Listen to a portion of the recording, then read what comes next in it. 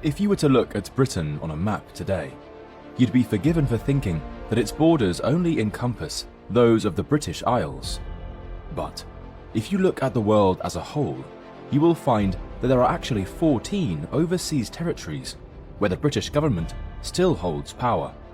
From Gibraltar, at the entrance of the Mediterranean, to the Falkland Islands in the South Atlantic, these are the last remaining possessions of Britain's once mighty empire. At the height of its territorial control, a little over 100 years ago, the British Empire covered 1/4 of the globe's landmass and ruled almost a third of the world's population. It was the empire on which the sun never set. But how did such a small island nation become the largest and most powerful empire the world has ever seen? This is the history of the British Empire.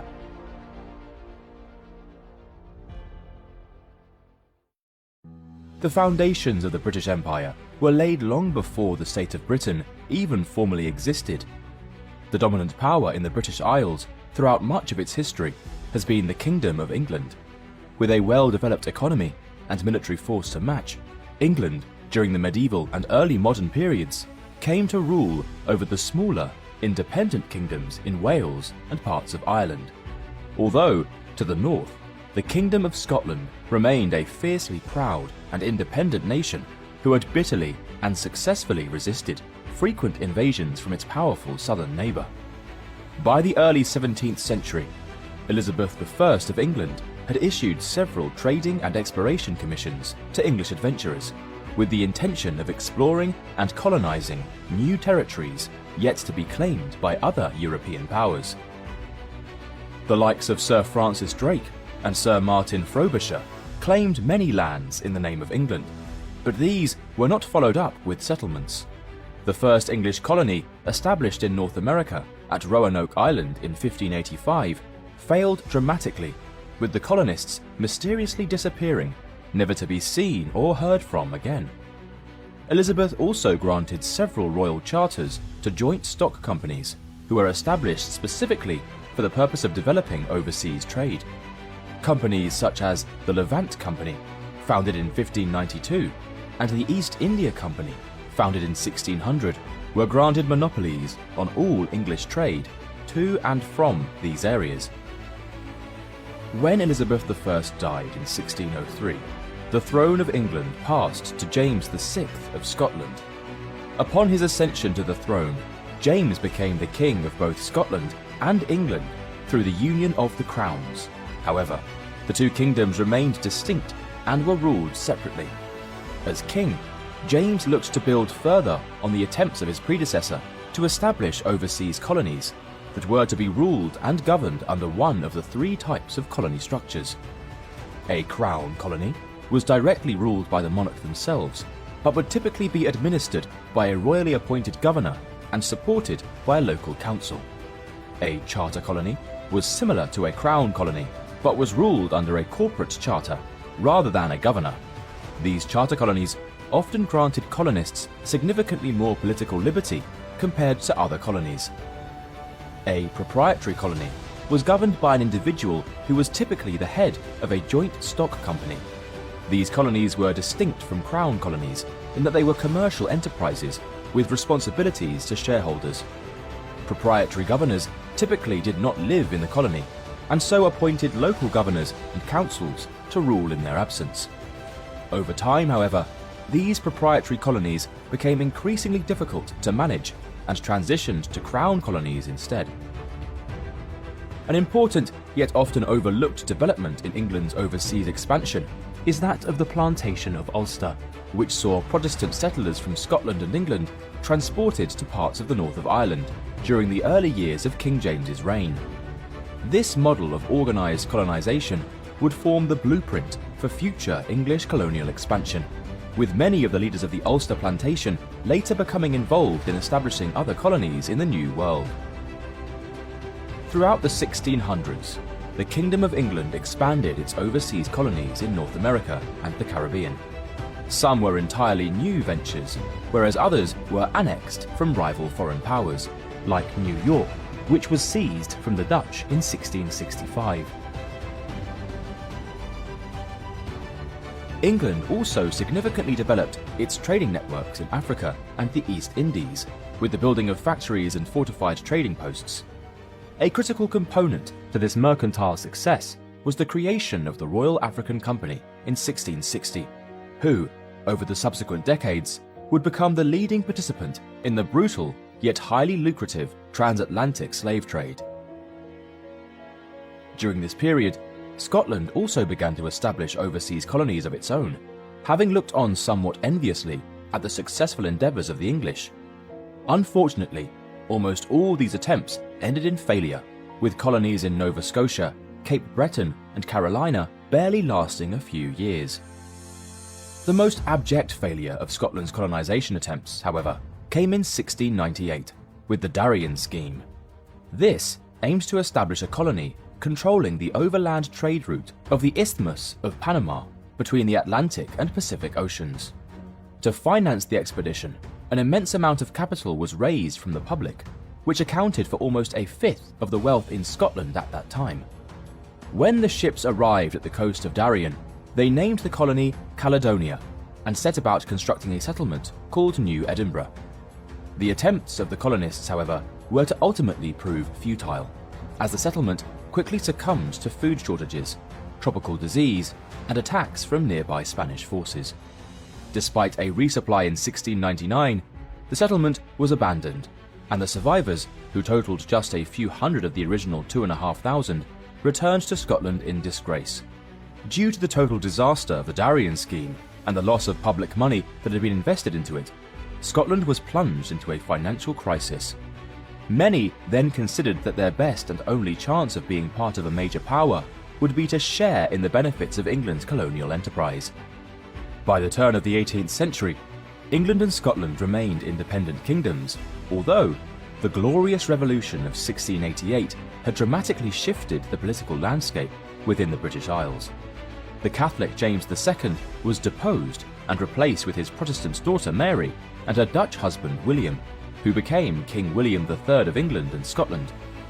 Legislation was passed in England so that only Protestants could inherit the throne, but this law did not apply in Scotland, and so, under the reign of Queen Anne in the early 1700s, efforts were made to unite the parliaments of both nations and secure a Protestant line of succession for the monarchy.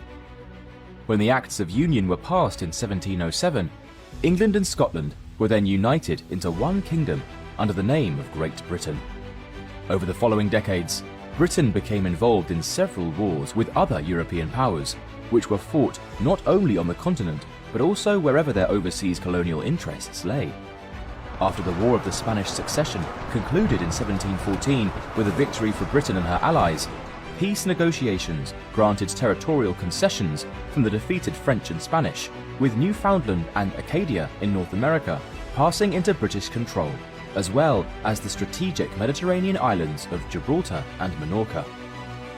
Meanwhile, the British East India Company, which was not technically part of the empire, but nevertheless still pursued its colonial interests, was engaged in military operations against its French counterpart across the subcontinent. The aftermath of the Battle of Plassey in 1757 wrestled control of Bengal away from the local Nawab ruler and his French allies, leaving the British to become the leading military and political power in the region. This acted as a springboard for the British East India Company to expand its territory further in later years, either assuming direct rule themselves or via local rulers who were threatened with force from the company's private armies. Further conflicts of the 18th century, namely the War of the Austrian Succession and the 7 Years' War in particular, gifted Britain even further territorial concessions at the expense of her rivals. In North America, the British captured Quebec in 1759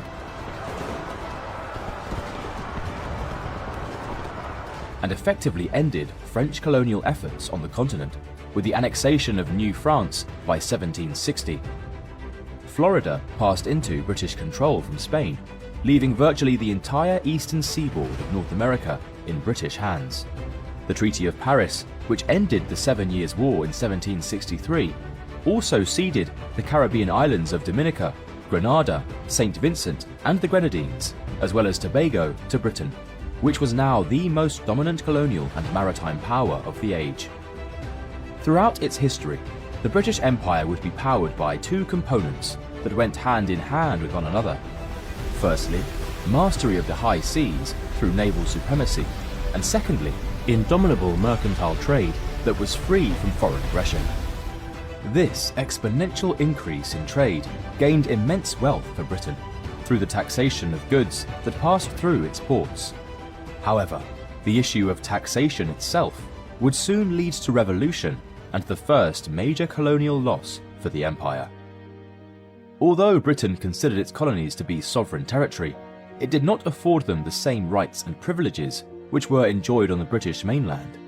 Throughout the 1760s and 1770s, relations between Britain and its 13 colonies in America became increasingly strained due to Parliament taxing the colonies without their consent or representation. Many within the 13 colonies considered this a breach of their rights as Englishmen and formally renounced the authority of Parliament in 1775, resulting in the outbreak of revolution. Britain sent troops to quell the rebelling colonists, but in the following year of 1776, the leading political figures of the colonies assembled to form the Second Continental Congress and declared their independence from Britain. After a protracted war of 8 years, Britain's military forces in the colonies were finally defeated, and the United States of America was recognized as an independent nation. The loss of America marked a sea change for the British Empire. After this, British colonial efforts shifted towards Asia, the Pacific, and Africa, where explorers had charted many new lands yet to be colonized by Europeans. One such explorer was Captain James Cook, who mapped and claimed much of the Pacific Ocean, including New Zealand and the eastern coast of Australia, in the name of Britain. Although Cook was killed on the island of Hawaii during his third voyage, the discoveries he made during the 1770s would be instrumental to the further expansion of the empire. Australia was to serve as a penal settlement for British convicts, who would otherwise have been transported to the 13 colonies before they were lost. The first shipment of convicts arrived in the colony of New South Wales in 1788, and this practice of sentencing criminals to transportation continued into the middle of the 19th century. Britain also expanded its colonial interests into the North Pacific. Explorers such as George Vancouver and Alexander Mackenzie surveyed the western coast of North America in the 1790s, which subsequently opened up the territory to British mercantile interests, particularly that of the fur trade.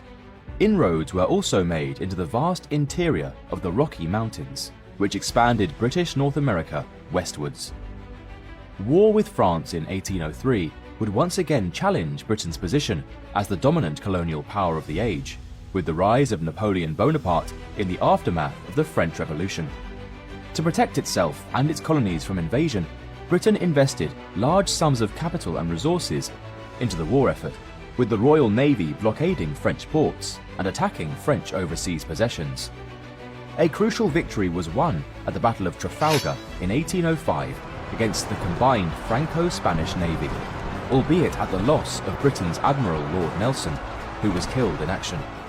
Victory at Trafalgar not only eliminated the threat of invasion for Britain, but it also secured the uncontested supremacy of the Royal Navy for the next 140 years.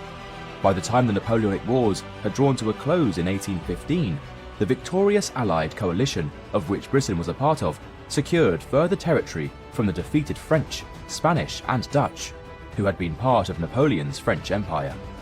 The Ionian Islands, Malta, Mauritius, St. Lucia, the Seychelles, Trinidad and Tobago, Guyana, Ceylon, and the Cape Colony were added to Britain's already substantial number of colonies. Many of these Caribbean colonies contained countless plantations dedicated to the production of sugarcane, which, over the centuries, had become exclusively reliant on slave labour.